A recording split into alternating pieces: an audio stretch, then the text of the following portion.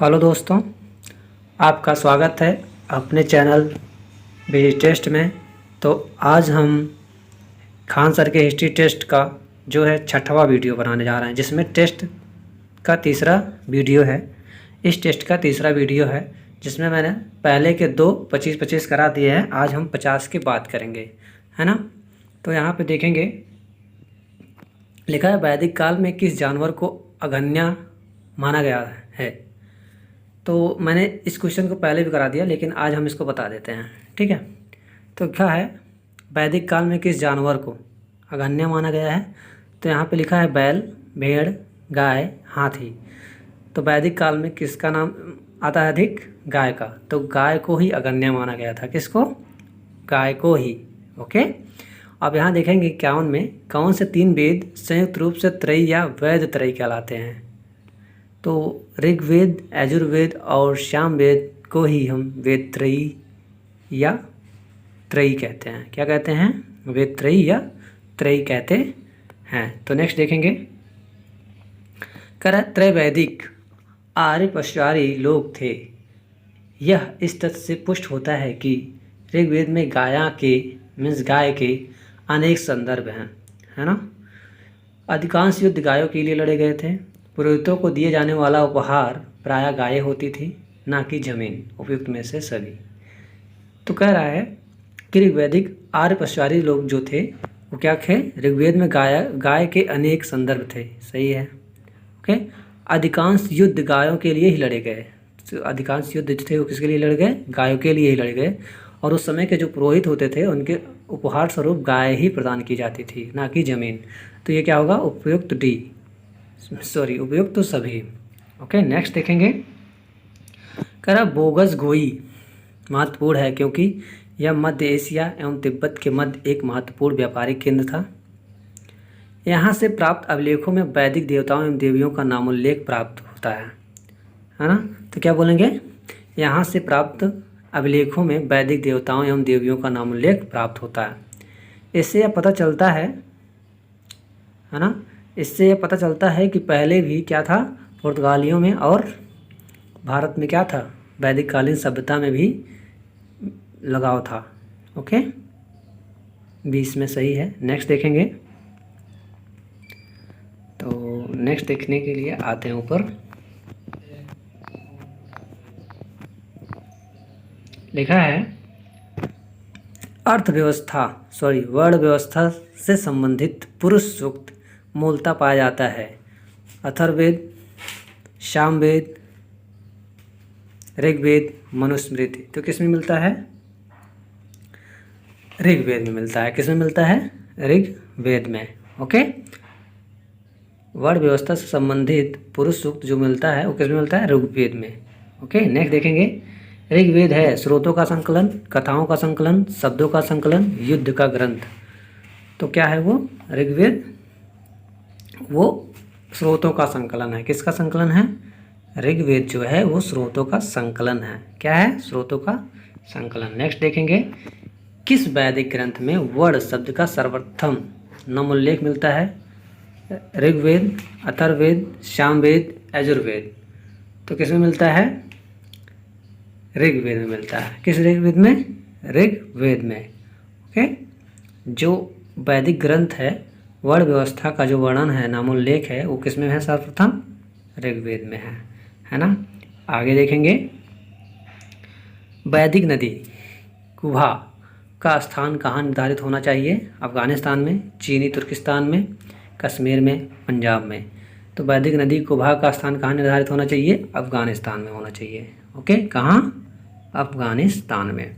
कह रहा है अध्यात्म। ओके। अध्यात्म ज्ञान के विषय में नचिकेता और यम का संवाद किस उपनिषद में प्राप्त होता है? तो देखेंगे, बृहद अरंडक उपनिषद में, छांदोग्य उपनिषद में, कठोपनिषद में और केन उपनिषद में। तो बोलेंगे कठोप उपनिषद में। किसमें? कठोप उपनिषद में। ओके। ऋग्वेद में कुल कितनी ऋचाएँ हैं? ये तो आप लोगों को पता ही होगा, है ना। तो जो ऋग्वेद है, ऋग्वेद में कुल 1028 ऋचाएँ हैं। कितनी? 1028 ऋचाएँ हैं। देखेंगे अब आरंभिक वैदिक साहित्य में सर्वाधिक वर्णित नदी है सिंधु, शतद्री, सरस्वती, गंगा। तो वैदिक साहित्य में हमेशा वही ध्यान में आता होगा, सिंधु नदी, है ना। तो इसमें क्या होगा? सिंधु नदी। ओके, आरंभिक वैदिक साहित्य में सर्वाधिक वर्णित नदी कौन सी है? सिंधु नदी है। हाँ, देखेंगे निम्नलिखित में से कौन सी ब्रह्मवादिनी थी जिसने कुछ वेद मंत्रों की रचना की थी? लोपामुद्रा, गार्गी, लीलावती, सात्री। तो क्या था इसमें? लोपामुद्रा था। क्या था? लोपामुद्रा। जो ब्रह्मवादिनी थी जिसमें कुछ वेद मंत्रों की रचना की गई थी वो था लोपामुद्रा। ओके, 62 देखेंगे।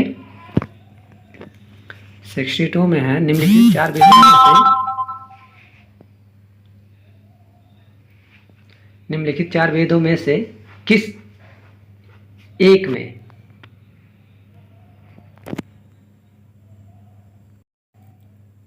नेक्स्ट देखेंगे। कह रहा है निम्नलिखित चार वेदों में से किस एक में जादुई माया और वशीकरण का वर्णन है? जादुई माया। किसका? जादुई माया और वशीकरण का वर्णन है। तो किसमें है? ऋग्वेद, यजुर्वेद, अथर्ववेद, सामवेद। तो किसमें है? अथर्ववेद में है। किसमें? अथर्ववेद में। नेक्स्ट देखेंगे वैदिक नदी आश्किनी की पहचान निम्नांकित नदियों में से एक के साथ की जाती है? व्यास, रावी, चेनाब, झेलम। तो किसके साथ की जाती है? चेनाब के साथ की जाती है। ओके, नेक्स्ट देखेंगे। कह रहा है कि ऋग्वैदिक काल में निष्क शब्द का प्रयोग एक आभूषण के लिए होता था, किंतु परवर्ती काल में उसका प्रयोग इस अर्थ में हुआ: शस्त्र, कृषि औजार, सिक्का, लिपि। तो किस में किया जाता है? देखेंगे सिक्का के रूप में किया जाता है। किसके रूप में? सिक्का के रूप में। ओके, जो ऋग्वैदिक काल में निष्क शब्द था उसे इस काल में क्या कहते हैं? सिक्का के रूप में कहते हैं। ठीक है। ऋग्वेद में निम्नांकित किन नदियों का उल्लेख अफगानिस्तान के साथ आर्यों के संबंध का सूचक है? आश्किनी, पुरुषड़ी, कुभा, क्रमु, विपाशा, शतद्री। तो क्या होगा? यहाँ पे होगा कुभा और क्रमु। ओके, नेक्स्ट देखेंगे। कह रहा है मिलान करें। तो कह रहा है मिलान करें। ओके, कह रहा है जो ऋग्वेद है वो किसका स्रोत है? ऋग्वेद किसका स्रोत है? तो जो ऋग्वेद है वो किसका स्रोत है? स्तोत्र और प्रार्थनाएं का ऋग्वेद। यजुर्वेद जो है वो स्रोत एवं कर्मकांड का। किसका? स्रोत एंड कर्म कांड का। सामवेद जो है वो संगीत में स्रोत है। क्या है? संगीत में स्रोत। अथर्ववेद जो है वो तंत्र मंत्र एवं वशीकरण का वेद है। तंत्र मंत्र और वशीकरण का। तो इस ऑप्शन इसमें देखेंगे, इसमें क्या सही है? पहले लिखा है ए का 4 है ना, और बी का 2। इतना देखना है, ए का 4 बी का 2। इसमें क्या सही होगा? ए सही होगा। ठीक है, चलिए नेक्स्ट देखते हैं। कह रहा है ऋग्वेद संहिता का 9वां मंडल पूर्णतः किसको समर्पित है? इंद्र और उनका हाथी, उर्वशी एवं स्वर्ग, पौधों और जड़ी बूटियों से संबंधित देवतागण, और सोम और इस पे परिणामकृत देवता। तो किस पे हैं? तो देखेंगे जो सोम और इस पे पर नामकृत देवता हैं उस पर। ठीक है, ऋग्वेद की संहिता का 9वां मंडल जो है वो किसको समर्पित है? सोम और इस पे पर नामकृत देवता का। ठीक है, कह रहा है उपनिषद काल के राजा अश्वपति शासक थे। काशी के, कैकेयी के, पांचाल के, विदेह के। तो किसके थे? कैकेयी के।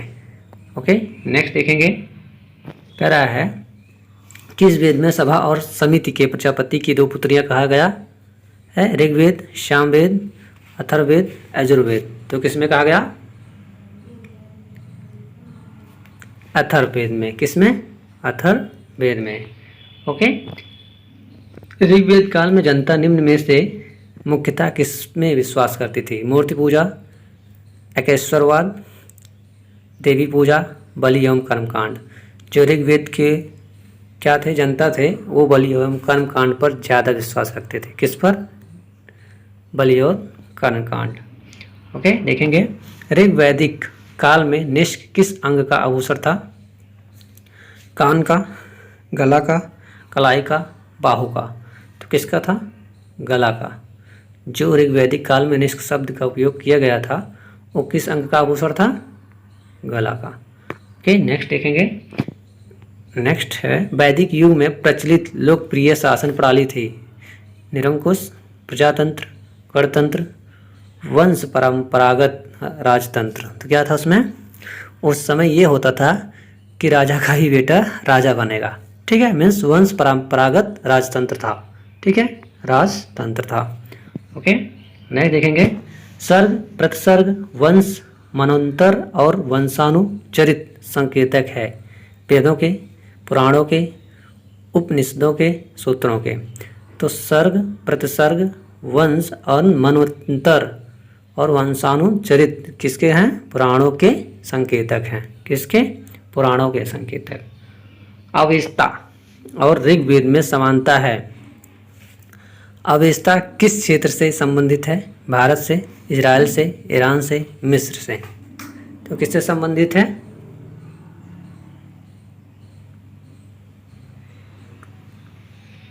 ईरान से। किससे? ईरान से। अवेस्ता और ऋग्वेद में समानता है। अवेस्ता किस क्षेत्र से संबंधित है? ईरान से। ऋग्वैदिक जो धर्म है था वो क्या था? बहुदेववादी, एकश्वरवादी, अद्वैतवादी, निमृत मार्गी। तो क्या था? बहुदेववादी था। ऋग्वैदिक जो धर्म था वो क्या था? बहुदेववादी, मीन्स बहुत सारे देवता, देवी देवता होते थे। ठीक है, आज का जो वीडियो है इसी पे हम स्टॉप करते हैं, है ना। आपको पीडीएफ डिस्क्रिप्शन में मिल जाएगा, आप लोग जाके वहाँ से अपलोड कर लीजिएगा, देख लीजिएगा। और पहले आप ट्राई करिएगा करने के लिए, है ना। मैं दोनों वीडियो अपलोड कर दूंगा, जिस पे टिक लगाया है वो भी और जिस पे टिक नहीं लगा होगा वो भी। तो पहले आप जिस पे टिक नहीं लगा है ना उसे लेकर करने की कोशिश करिएगा। अगर नहीं समझ में आते हैं तो फिर इस वीडियो को ओपन करिएगा और अच्छे से पढ़िएगा।